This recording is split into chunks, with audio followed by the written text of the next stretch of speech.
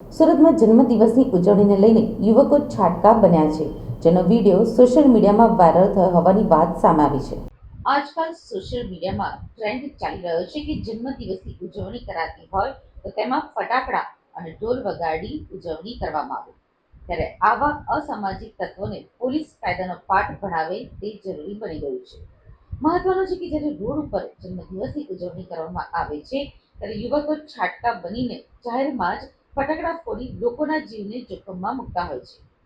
આ video social મીડિયામાં viral થયો હતો અને પોલીસે હજી આરોપીઓને ઝડપ્યા નથી. સુરત શહેરમાં થોડાક દિવસ અગાઉ સચિન વિસ્તારમાં જાહેરમાં જ જન્મદિવસની ઉજવણીનો વિડીયો વાયરલ થયો હતો, જેમાં ડીજે સાથે યુવકોએ જાણે બાઇક રેલી યોજી હોય તેમ નીકળ્યા હતા. તેમજ રિક્ષા ઉપર એક યુવક બેસેલો જોવા પણ મળ્યો હતો. આ ઉપરાંત ફટાકડા ફોડી અને 10 જેટલી જાહેરમાં કેક કાપી ઉજવણી કરવામાં આવી હતી. આ વિડીયો વાયરલ થયા બાદ સચિન પોલીસ દ્વારા કાયદેસરની કાર્યવાહી કરવામાં પણ આવી હતી.